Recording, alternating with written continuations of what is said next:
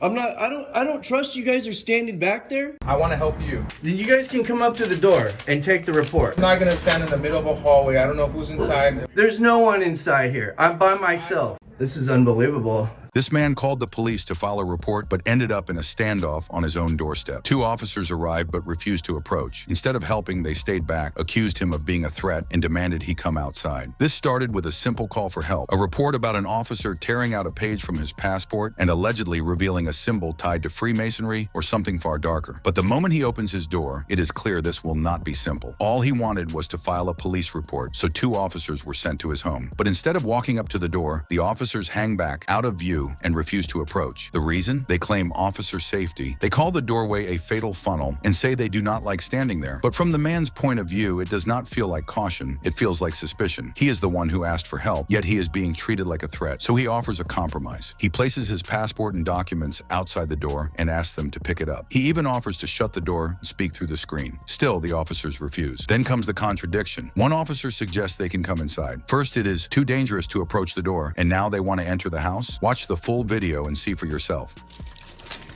So you're being recorded for a court of law. Do you guys mind telling me why you're hiding back there? No, we're just waiting for you to make the report. Yeah, it's kind of odd. Usually people come up to the door, you know?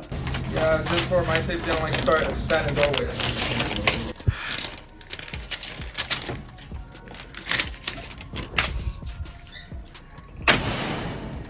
Okay, I'm not playing that game.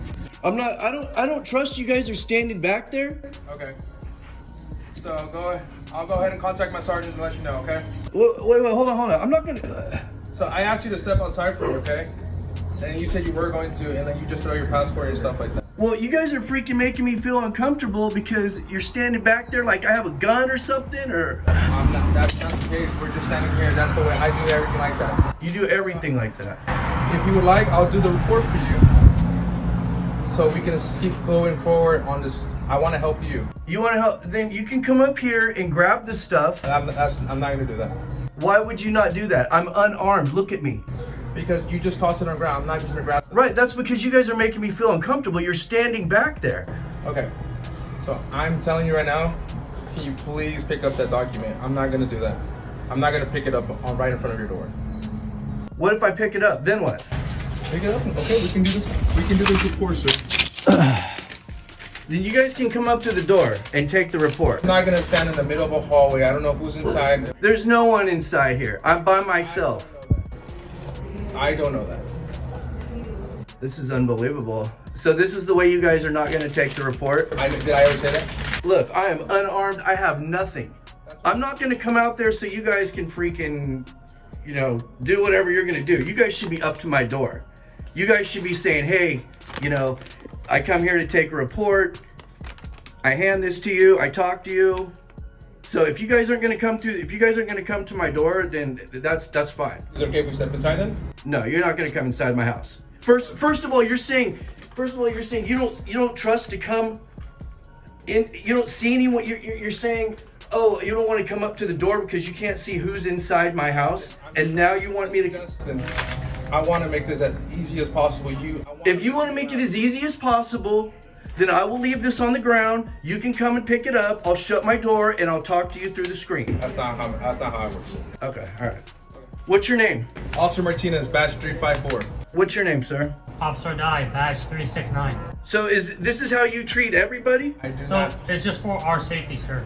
But you were just Our safety and your safety too. We don't like to be in the doorway because that's called a fatal funnel. We want to make you safe as well. That's why we're willing to do it outside as well. How about we just do this? So how about we just take the report over the phone? Why don't you guys just take a picture of this? This is what you came to do. Okay, that's what we came to do. But you're leaving it on the ground. I'm not gonna pick up stuff like that. Well, You gotta see it from our viewpoint. We don't know if you have a gun or not. look at me. I don't have a gun. Yeah, but we don't know what's inside the house. Then why did you want to come in here? Then why did you want to come in? If we go inside the house, we can keep eyes on you. We can see everything. That's what. You're not coming inside my house. No. Contact my sergeant. This man pulled over to rest after a long drive, exhausted, parked safely on the shoulder, just trying to avoid a crash. But within minutes, he's surrounded. A female deputy starts banging on his window, demanding ID and calling for compliance. He asks for a male supervisor, but that only escalates things. It's night along a Louisiana highway, and the man behind the wheel has one goal: make it to Houston. He's been driving for hours, delivering government equipment, and exhaustion has finally caught up with him. His eyelids are heavy, his body drained, so he decides to do the responsible thing: pull over and rest on the shoulder. A loud knock jolts him awake. A female deputy stands at the window, flashlight blinding his face, demanding ID. He's not driving. The engine is on, but he's parked safely on the side, just outside the white line. Still, the officer insists he has no right to be there. The man, still groggy, asks for a supervisor. He doesn't want to deal with this officer alone. Her behavior seems erratic. Her tone is aggressive, and he's uncomfortable, especially after being woken from near sleep. But rather than honoring the request, the officer escalates. She continues flashing her light in his face, making it nearly impossible to see or speak clearly. Soon, more deputies arrive. Now it's a crowd. Watch the full video and see how this situation unfolds as more officers arrive on the scene. Share your thoughts in the comments. Supervisor, I'm telling you, you need to give me your identification. what are you throwing at this It's vehicle? a toothpick on the ground. Okay, I'm It's just a hoping. toothpick. What I'm telling you is you need to give me your driver's license as requested because you're on the shoulder of the road. Yeah, I'm on the shoulder of the road right by the I have a white reason line for you there. to be here, so I need your driver's license. What do you mean I'm not supposed to be I need here? your driver's license, sir. Can I speak to a supervisor? I need your driver's license. Can I speak to a male officer? Can I speak to a male officer? I need your driver's license. You will get my driver's license once I speak to a supervisor. You need to give me your driver's license. Are you intoxicated? Obviously, I'm not. I'm talking to you, am I? I need. Why are your you driver's shining this license. light? I cannot see. I need your driver's You are license. shining a bright flashlight at my face. I need your driver's license. I'd like to speak to a You are gonna be supervisor. charged for resisting. I'm not resisting anything. I'm asking for a supervisor. That's all I'm asking. You got 2-3 cops here. Your driver's license. You have 3 cops here. I'm not even going in my pocket right now because I have to go in my pocket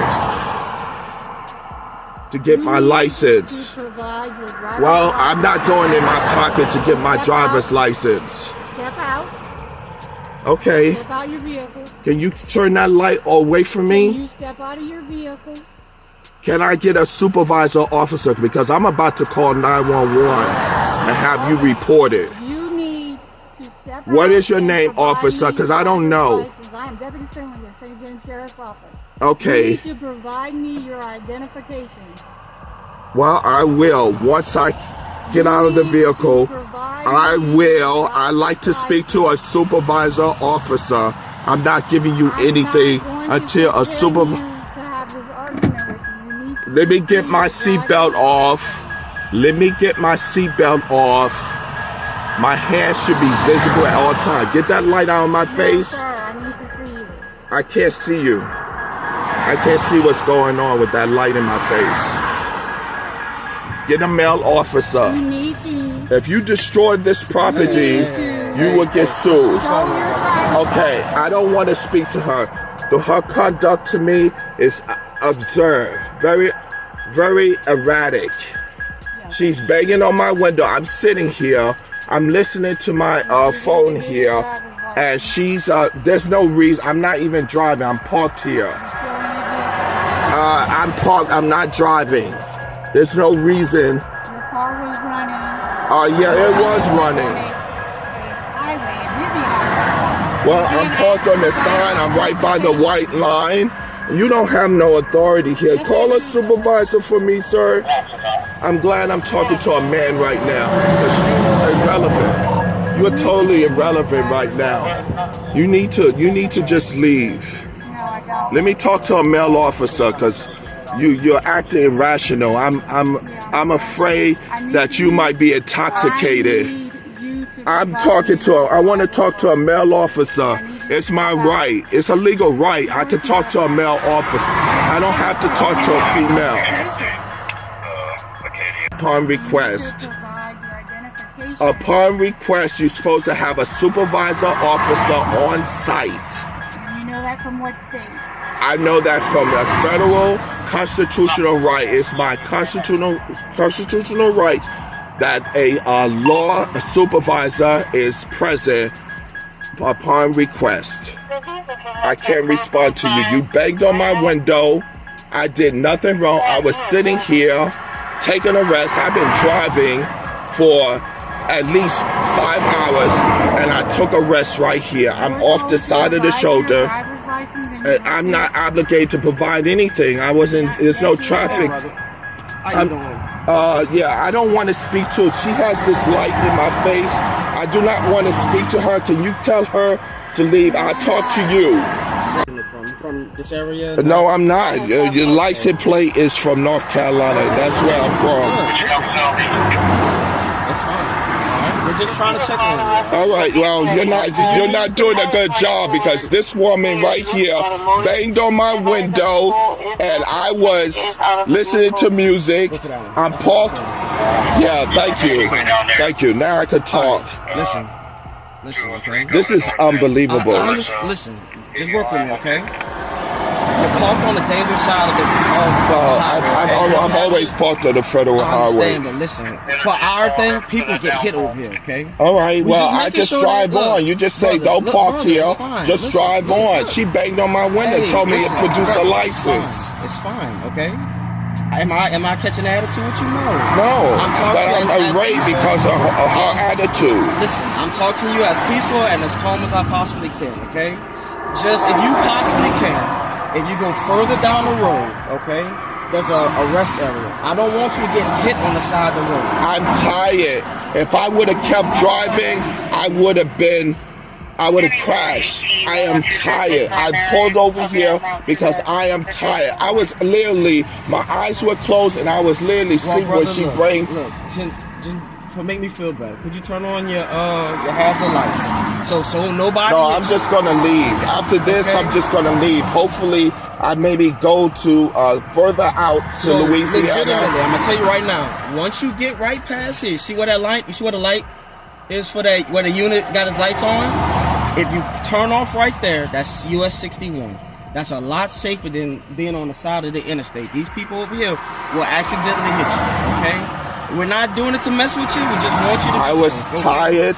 Brother, I'm sorry. Look, I can't undo what's going on, but I just prefer you if you just. Yeah, I'm going. Okay? Once you tell me to leave, I'm going to leave. Look, but this woman is banging on my window. This is a rental. Let me apologize for that. So you have a blessed night. Thank you. You have a great night. Please just get off the side of the street, all right? I'm just going to move. How far can I go?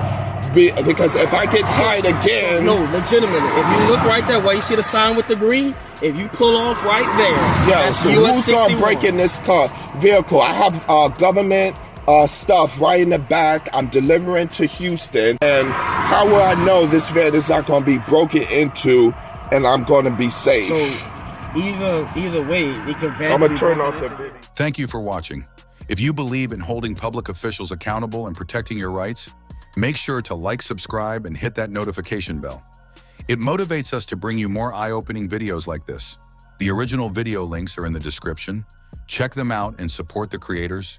Stay informed, stay vigilant, and always record. We'll see you in the next video.